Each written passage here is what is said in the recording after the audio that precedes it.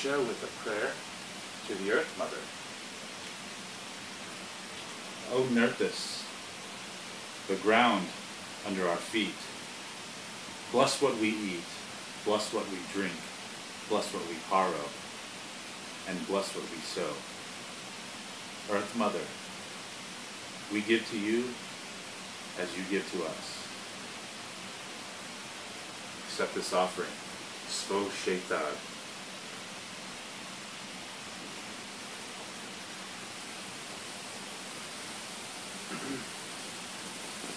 To the Austin Pagan. I'm Chris Godwin, your host, and I'm here today with Cliff Hamrick. Can you tell us a little bit about yourself there? Yeah, my name is Cliff Hamrick. I am a licensed professional counselor with the state of Texas. I currently have a private practice down in South Austin called Hobble Therapy. I do counseling with individuals and couples, adults and teenagers. I've been pagan for about 25 years and heathen for about the past 4 or 5. What is heathenry and heathenism? Heathenry is a sort of a broad subset of paganism that focuses more on like the cultures of Northern Europe. So by the broadest definitions, it goes as far west as like the Anglo-Saxons in England, as far east as maybe the Baltics, as far south as Germany, Austria, Switzerland, and then pretty much as far north as Iceland, Norway, Sweden. So that chunk of Europe right there, that's more of what heathenry is based upon. Okay, so is Asatru part of heathenry? Yeah, I consider Asatru to be like a subset of heathenry as well. It mainly focuses on the Norse gods, so Iceland, Sweden, Norway, Finland, a little bit of Denmark. Once you kind of get out of that realm, the gods share a lot in common, but the names are slightly different, the mythology might be slightly different. Who are the gods that the Norse worship? The big ones are Odin, Thor, Freya, Freyr, so they're not just Frigga. They're not just comic book characters? No. They were been around a lot longer than that, yeah. That's cool. So these are from the... So these are deities from Germanic mythology and the Germanic sagas, and Asatru is kind of... and heathenism is kind of a revival of that. So you would say, is this a culture or a religion? It kind of depends on how you want to approach it. It could be either one. For some folks, they seem to delve more into the way the people lived and the way they sort of honored their ancestors and sort of an ethical way of living. Whereas others, there are different patron gods and holidays and rituals and particular ways of worship. So I think there's a couple of different approaches. You could almost be an atheistic heathen, if you would, or more like me, which is a very theistic heathen. Yeah. So basically, it's Germanic style paganism with as much of the culture as you want to embrace. Most of the heathens I know, at least, fall kind of closely into that Reconstruction model, where we're very interested in trying to figure out, from archaeology and anthropology and history, how did people actually live back then? What was important? How did they actually worship? So there's an emphasis on scholarship and digging. Yeah, the joke is Asatru is the religion with homework, because you're supposed to, it helps to do a lot of reading and studying. So if it's both a religion and a culture, there's got to be some kind of ethics system. And I don't know, what is it like to be a heathen and have an ethical system? It was actually one of the things that drew me to heathenry, because, like I said, from most of my adult life I was pagan, this sort of eclectic Wiccan, and that was one of the things I always felt was missing was, how do you be a good pagan? The Wiccan read is fine, but it's basically, as long as it doesn't hurt anybody else, then go ahead and do it. Well, if I sit on my butt and watch TV, am I being a good pagan? I'm not hurting anybody. So it's one of the things I like about heathenry is it's a much more positive, in the sense of, you have to do things in order to be a good heathen. You have to live a certain way. You have to honor your ancestors, honor others. In a very broad sense, the Havamal is sort of an ethical system. Tell me more about that. It's an ancient poem. It's actually a subset of a poem that's really a bunch of small poems that I liken to like Proverbs from the Bible or the Analects Confucius, that it's a series of little sayings of how one should live their life. The name Havamal itself means sayings of the High One. The High One is usually translated as Odin, so in some ways this is Odin himself telling us how we should live our lives, how we should be people. Wow, that's cool. And it's based upon hospitality, how to be a good host and a good guest. It's about being courageous, about persevering, about being proud of what you have, because it's yours, and you should be proud of what you do have instead of focusing on what you don't have. So that's one of the things that really drew me. I think that was probably the clincher when I kind of discovered Asatru, when I found out about the Havamal. I was like, yeah, that's for me. Yeah. Because when someone asks, how can you be a good heathen, I have something to point to. I've read the Havamal a few times, not like front to back or, just snippets. Mm-hmm. And I really think that what I see in there is very close to how Celtic Reconstructionists view some of their, like the Testament of Moran and some of the other poems that are similar. And even the Rig Veda has a lot of parallels into the Havamal. Most Americans today, probably, particularly if you're white, you probably come from Northern Europe, and that's the culture that our ancestors brought with us. And so even if you're not heathen, if you read through the Havamal, you'll find a lot that you actually probably go, oh yeah, I just always felt that way. Right. Because that was probably how you were raised, because that's how your parents were raised, that's how somebody else was raised. So yeah, it does feel a lot like a collection of old sayings, like if we all got together and said, okay, we're going to write down all the things that our grandpa used to say that's really important. What goes around comes around. Yeah, what goes around comes around. You can lead a horse to water, but you can't make them drink. And it's all these little sayings that to us, kind of obvious, but 1,000 years from now, people will go, what? Horse to water? I don't... There'll be yogis in the future meditating on the stanzas, trying to figure out their secret mysteries. Yes, trying to unlock chakras based upon something my grandpa used to say. Also within the ethical system, because if you're new to heathenry, you'll hear this come up. It's called the 9 Noble Virtues. Right. This is actually a fairly modern concept. I think it was invented in the 80s by a few guys that, by reading the Havamal and reading a lot of the sagas and mythology, they kind of came up with these similar themes that just kept popping up. And so they basically just came up with a list of 9 virtues that is sort of like, I like to think it was like the shortcut. That you can read the Havamal and memorize the sayings and really ponder what they mean. Or you just remember that courage is a good virtue. Yeah. So I kind of look at the 9 Noble Virtues as sort of a crib sheet.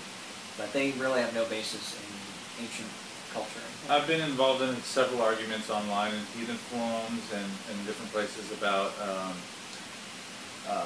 the 9 Noble Virtues being a Christian baggage thing of the 10 Commandments, and I disagree. I really think that they're kind of categories that all the different virtues of Europe can fit into, and they work from culture to culture as well. You can apply them to Greek hospitality, etc. I know that the Greeks and Romans were not egalitarians so much as Celts and Germanic people were, so their virtue systems are going to be kind of bigoted a little bit. But in our modern day, you can take the 9 Noble Virtues and kind of categorize everything else that you need to do in your life. You've got moderation and fertility and industriousness.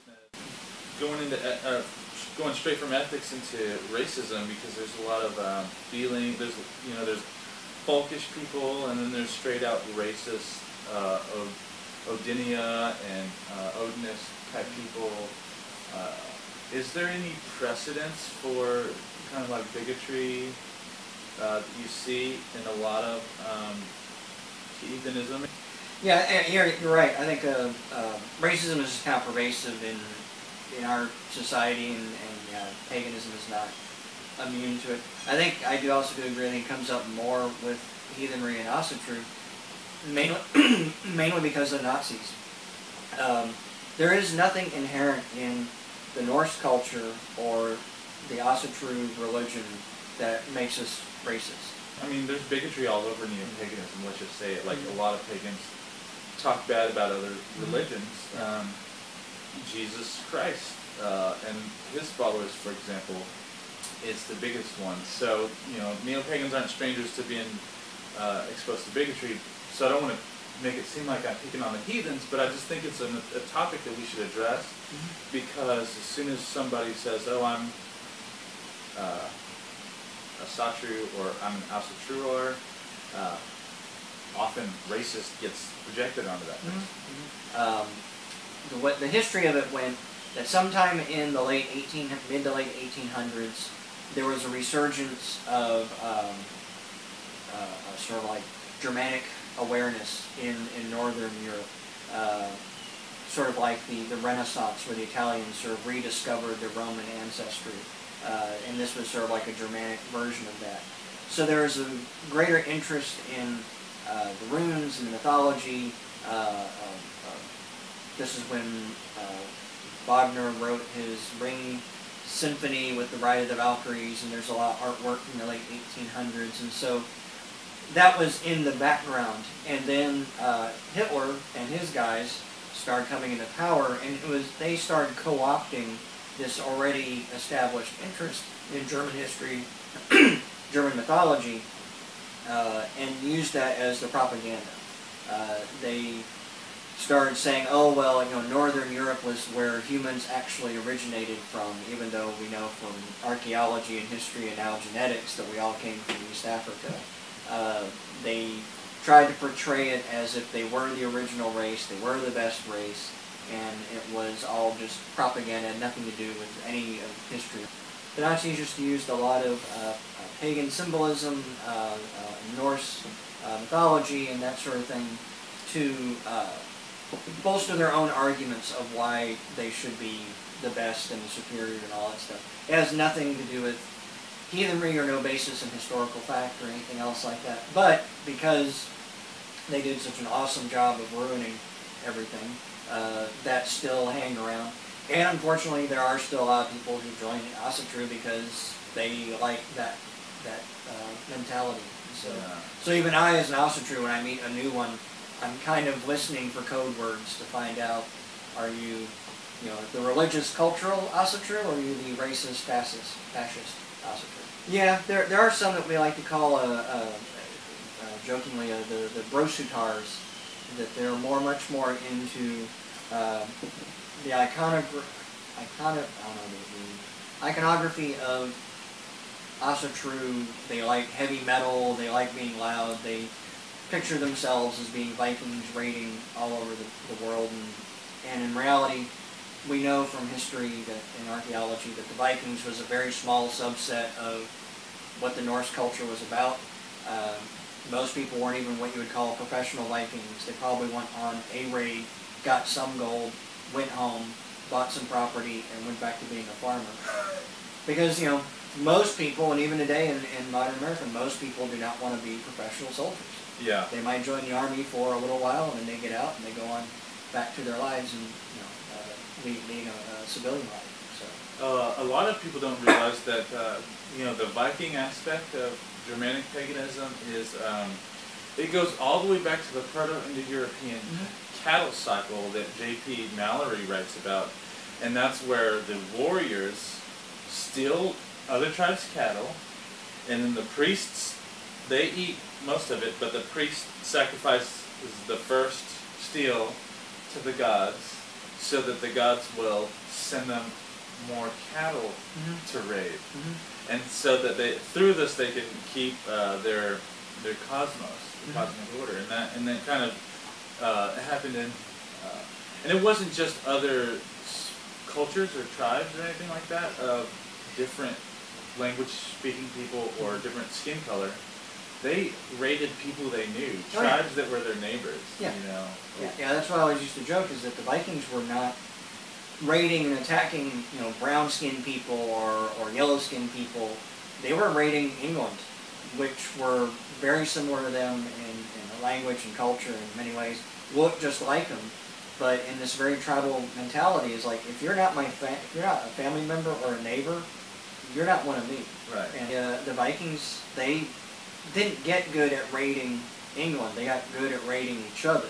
When they showed up in England, they were already professionals. They already knew exactly what they were doing. They did a lot of practice on other Vikings. But I think even from a mythological standpoint, you can make an argument against racism. One of the ways in which I think Christianity has snuck into heathenry is this black and white thinking. Gods are all good, giants are all bad. And there's this huge war between them, and it's very similar to angels are good, demons are bad, and there's this constant war. But we know from the mythology that Odin married a giant. Thor's mom is a giant. One of Thor's wives is a giant, depending on which story you listen to. Freyr married a giant.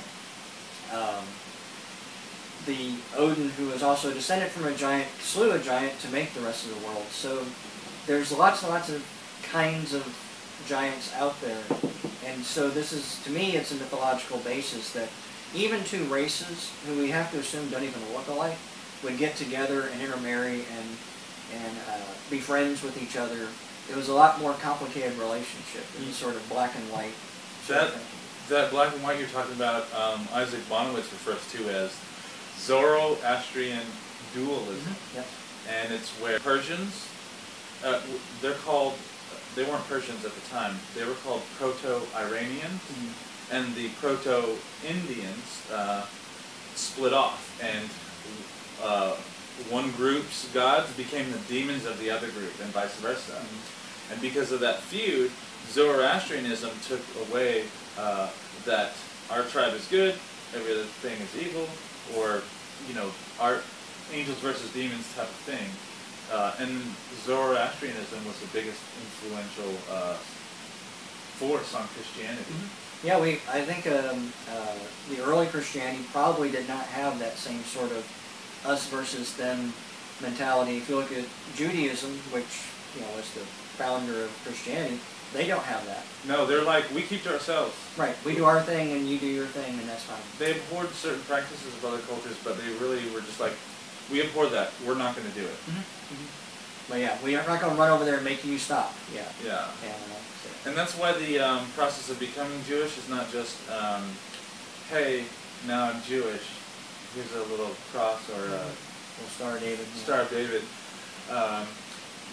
It was based on, now you are one of our people, our ancestors are now your ancestors, you've got to get circumcised for that, and now you're one of us, so our laws apply to you, and they weren't all about like applying their laws to everything, you know. And so I really like that. I'd like to get back to that in paganism and not be so dualistic. Right. And that kind of influences science, the science culture that we have today as well. Tell us about your favorite heathen god. I follow closer to the Vanir gods of Freya and Freyr. I don't really have a patron god, but those are the ones that I kind of resonate more with. So. Have you heard of Asatru? Yeah, depending on your arguments, to some people Asatru means that they focus more on the Vanir gods, which we only know of 3, maybe 4 if you want to include Nerthus in that. Other people make the argument that the word Asatru comes from the words Asa, which means gods, and Tru, which means being true or honoring. So, you know, some other people make the argument that Asatru includes the Vanir, and we don't need to have a special Vanatru moniker. Now there's, I think Vanatru's split off again, or it spawned another religion called Wainecraft. Have you heard of that? I've heard of that one, but I think that's more of like, animism. Yeah, it's more animism. We don't really have a theology, we don't have a philosophy. It's more of, to me it's like the difference between buying a book on Wicca with certain beliefs and you know, theology behind it versus just a spell book. Yeah. A bunch of what are some heathen groups people can research to find out more, to kind of get into it if they're interested? There's a lot of different groups actually. You know, pagans, we like to all have our separate groups. two of the bigger ones that people will probably run into if they're doing an online internet search is one, the Asatru Folk Assembly, and then there's another one called the Rune Guild. They originally started off as the same group, and then there was a split, which I don't really remember all the details about, but there's a split and it became two different groups. The Asatru Folk Assembly, I think they're based in Washington, Oregon, something like that. They're a little more folkish, meaning that they focus more on just Northern European culture, beliefs, that's it. They're pretty much very Reconstructionist and very scholarly and really trying to delve down into that culture. That's why they call them folkish. They can, some members probably push the boundaries into racism in that area as well, but I don't think the organization itself is necessarily racist. The Rune Guild is a little more broad, a little more egalitarian, but as you might imagine from the name, they're a lot more focused on runic studies and a little more mysticism. So when I read a lot of their stuff, I don't really feel like I'm learning a religion or a culture, much more of like a deeper mystical understanding of how to use the runes. I think you could be a very deeply involved member of the Rune Guild and still not really be a heathen and not really care much about the goddess. Oh, I see. I see. But then there's also many other groups out there. There's Diana Paxton has created a group that's geared more towards recreating a lot of the shamanistic side of heathenry as well. And so she's kind of going off on a different direction. So. There's also ADF heathenism. Mm-hmm. Yep. Yep. Because ADF is a pan-Indo-European church, and they have some heathen growth. And, but did any of these guys start heathenism? Are they the originators? Or? No, the actual Asatru religion is one of the few pagan religions that you can go back and trace. Oh yeah, this is the guy who invented it on this day. It started in Iceland back in the early 1970s.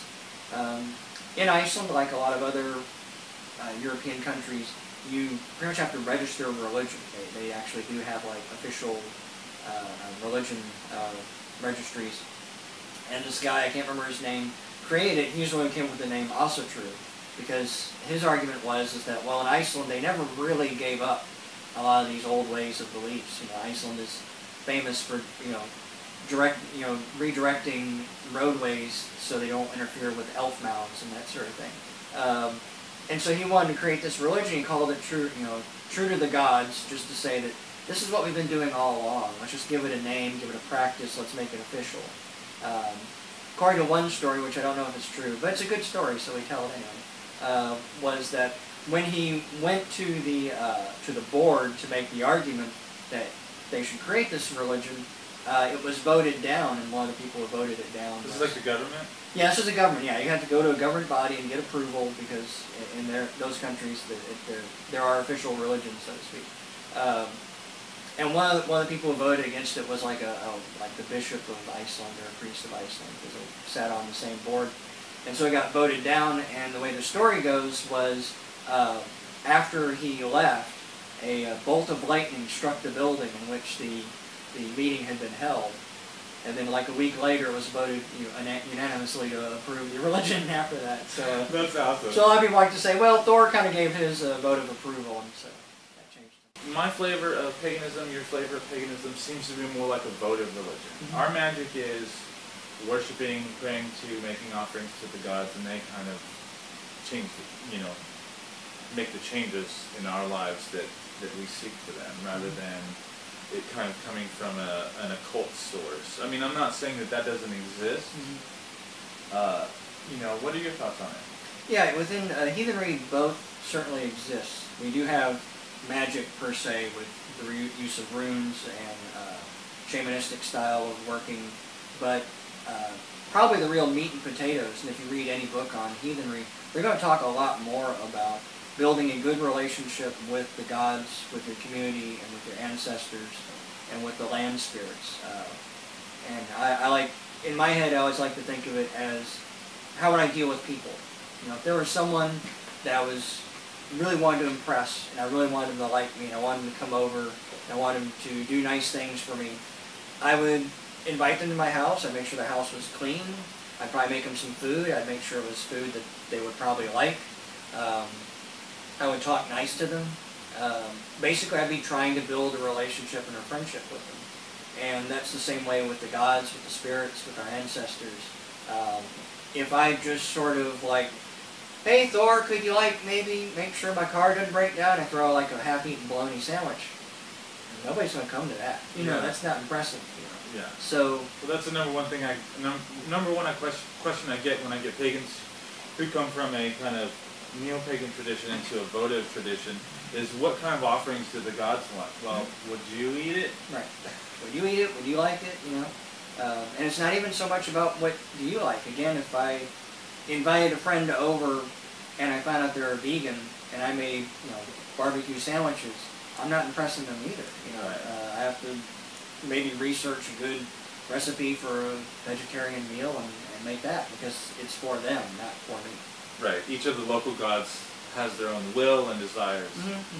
Those are a little trickier because we've lost a lot of that tradition. I don't think we can definitively say what each god likes or does not like.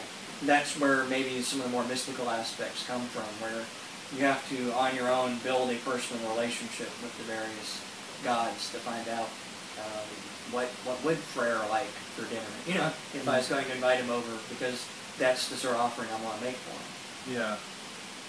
There's a thing called UPG, Unverified Personal Gnosis. And what I love is when several people get together at a retreat or a festival and they start sharing that, and they realize that it's shared personal gnosis. And though it's not in the sagas that Odin likes pink sprinkles on Pop-Tarts, a group of people may together decide that that's very well true, and so it can become a little bit more valid, even though not necessarily be provable. And so, you know, pink sprinkle Pop-Tarts is a bad example, but you know, I know several people who have opinions of what the Morrigan like, and when those opinions line up, I try to pay attention. Well, for me with the UPG, it comes up a lot, and I think this is another aspect where Christianity has crept into primarily heathenry, is this notion of the power of the written word. You know, you'll hear a lot of Christians that say the Bible is the unerring, you know, word of God. It's perfect. There's no changes. You have to take it just as it is. And though no heathen would ever actually use those words, you can kind of tell that they sort of feel that way. If it isn't in the sagas, if it isn't written in the Havamal or any of the mythology, then they just say, well, that's just your UPG. That's just a bunch of crap. My argument is that even the sagas and the Havamal and all that is someone else's UPG. We know Snorri Sturluson sat down, wrote the Havamal and a lot of these other things. Snorri Sturluson was a Christian monk. He wrote this long after all of Europe, almost all of Europe had converted to Christianity. And we also know that he probably wrote it himself, maybe with a small team. And that's why when I used the example earlier, but like if it was all of us were to just sit down and write all the old sayings that we could think of, there would be an editing process. Yeah. It might be unconscious. It may be deliberate. Maybe someone remembers one. I never liked that one. We're not going to write that down. It might not be as big as the Council of Nicaea. But even the Council of Nicaea was just, you know, a bunch of people getting together and agreeing on things. Editing the Bible, basically. Editing the Bible, deciding what books will go in, what books won't go in. And so I kind of push back a little bit on the whole UPG notion, because I argue that all of what we know about paganry is UPG. Right. Even if it was written down by one guy.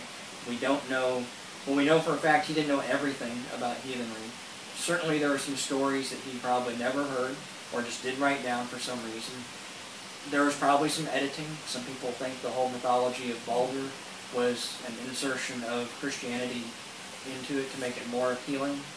The notion of Loki becoming an even worse and worse bad guy. In some stories he's like a trickster, and towards the end, though, he's basically like Satan that's starting the end of the world. Yeah. So, with me, with the UPG, I try not to I try and keep a balance with that, because if at the same time you're saying that Odin is really like a Comanche warrior that came over, alright, that's pretty far-fetched. But yeah, if you want to say that, well, Odin really likes barley bread, and I say, well, no, he likes wheat bread, does that really matter? No, it doesn't. Right. Those vocabulary terms are just they're there to protect us from the people who will just go off in whatever direction when we're trying to build a common culture. Yeah. You can go worship whatever deity by whatever name you want that has whatever properties you want, and that's fine, because we don't have any right to tell you or be concerned ourselves with what you're doing. But as we're trying to build group culture, shared personal gnosis is just that one step further to say, hey, Odin likes bread. We can agree on that. Yeah. So, and then it becomes culture. Before that, it's an idea. Right. I had one lady who said, "Oh, that's not Maud Morrigan," and I'm like, "Well, the sagas do say she delights in bloodshed, and that is kind of like the culture that, you know, I don't know what love goddess you're honoring, but no, Morrigan was a scary war goddess, and we got to honor that. Odin was a scary war god, so yeah, it's and it's fine for that. It's just as long as she doesn't like try to teach others that that's what the ancient Irish believed, because it's dishonest. Well, thank you for joining us. I learned a lot, even though I was already familiar with heathenism. Is there a website or a place that people can, you know, find out more about your practice? Yeah, I have my website called hovelmaltherapy.com. Okay. So it talks about my private practice, a little bit of the sort of work that I do. I even have a page talking about dealing with pagan issues, because I do advertise as a pagan therapist, and so some of my clients that I work with are. So you have an event, the Awesome Pagan Support Group. Can you tell me a little bit about that? Yeah. Where's the next one? We meet once a month. We just met this past week, so it'll probably be in July that we'll meet again. But we meet at the Twin Oaks Library Branch in Austin, Texas. And what time on Tuesday? It's 7 to 9, and if people put in the comments of this, then I'll remind to give you the exact date when we meet. Excellent. Thank you very much. And also, HearthStone Grove will be hosting Dark Moon Ritual at Trinity United Methodist Church, 4001 Speedway on Friday, June 27th, and that starts at 7:30 p.m. Bring an offering and check the event details of both these events in the show notes. All right, guests, I'm sure learned a lot from you know, about heathenism, and hopefully we can clear up some misconceptions about folkish, Reconstructionism, and bigotry. So, thank you for joining the Austin Pagan Show. See you next time.